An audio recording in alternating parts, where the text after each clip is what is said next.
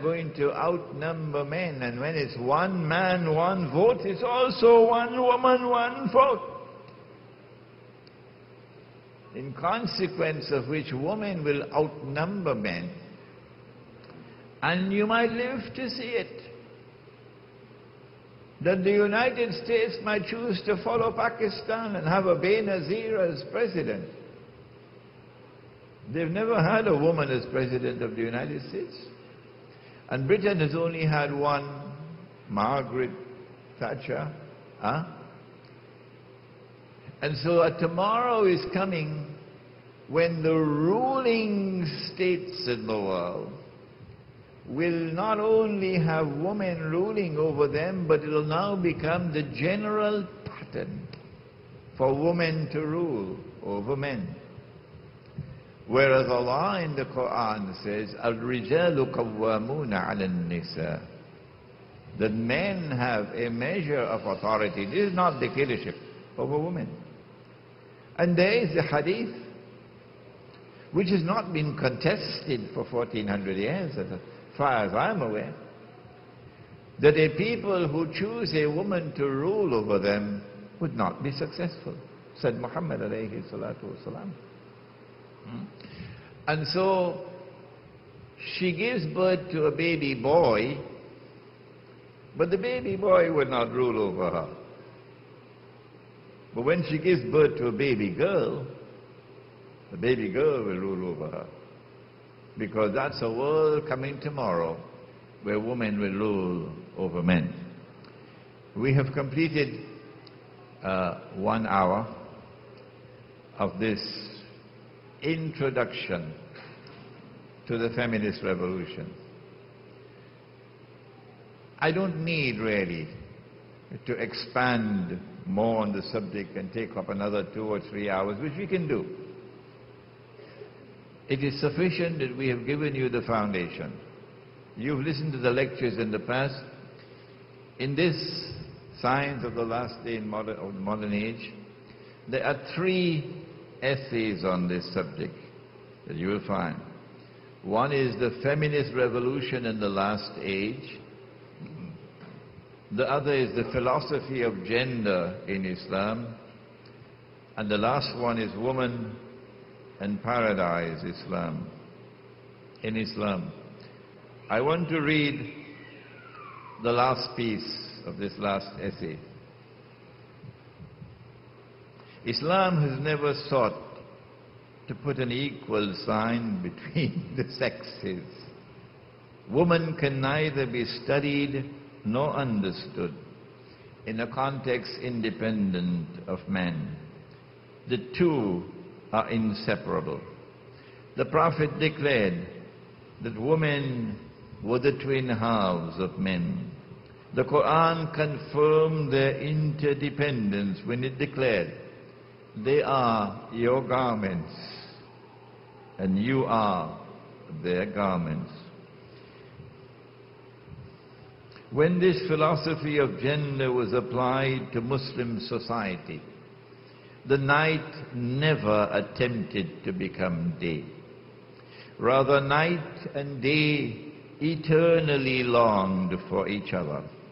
And so we were never subjected to the abominable phenomenon that European civilization is now exporting to the rest of the world, of the day mating with the day, and vice versa. Women in such a society not only fulfilled all their sacred functional duties as wives and mothers, and thus contributed in a significant way to the preservation of health, strength, and stability of the family, but in addition, they preserved both their femininity as well as their fertility. And so the Muslim woman remained truly and enchantingly a woman. An age that produced the celibate priest, who obstinately insisted that one had to turn away from woman in order to turn to God. In such an age, Prophet Muhammad alayhi salatu wasalam responded by declaring, and what a man is this to speak like this. He said, 3 things have been made dear to me in this world of yours: perfume, woman, and prayer. And so Islam rejected both celibacy and rejected woman as an object, while recognizing woman like prayer to be a medium through which a man might journey to paradise. We now have a brief question and answer session. I can't take all your questions, I know. But if you have any question, inshallah we shall attempt to answer it before we turn to the next session, which is not going to be as fascinating as this one.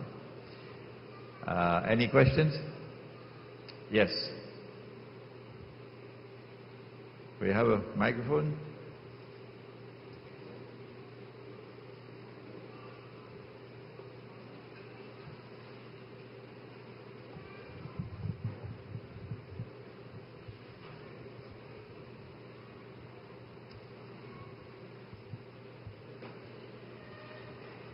Let's turn this on a little faster. At the back. Yeah. Right. Okay.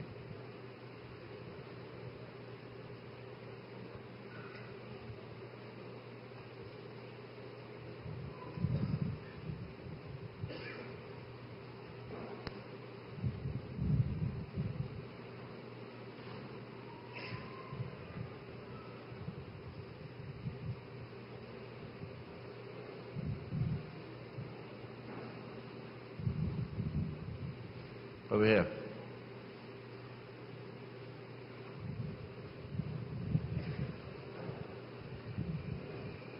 Assalamu alaikum.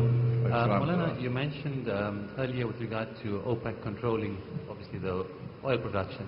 And if I understand correctly, I think the dollar and the price of oil are linked. So does it work such that by keeping the price of oil low, the price of the dollar stays high? I was wondering if you just probably elaborate quickly on that then. Okay, we're going to have to hold with that question. Okay. Let us stay with the feminist revolution. We'll come back to that, inshallah. Yes, Davi. His question is about the link between the price of oil and the dollar. Whereas we were talking about the sale of oil, that oil cannot be bought without using the dollar. The price of oil is a different subject. Yes. Assalamu alaikum. Wa alaikum salam. If we know from the life of the Prophet ﷺ, is that okay? That Khadija radiallahu anhu was a woman who worked, and so we know that there is some permissibility for women to work and to have their own property. What criterion do you use to say when it's appropriate and when it's not? Okay. A working woman, well, my mother worked all her life. And your mother also worked. And all mothers work. So we have to do something more than use the word working woman, because all women work. What we're talking about here is a woman who is full-time employed. Full-time employed outside of the home. That's what we're talking about. That kind of a working woman, because all women work. How do we judge? What is the criterion by which we judge the subject about full-time work outside of the home? When women entered into the workforce, they did so as part of the initial steps of the feminist revolution, to take them out of the home. But there's also exploitation, in that the woman who is now employed full-time out of the home was paid half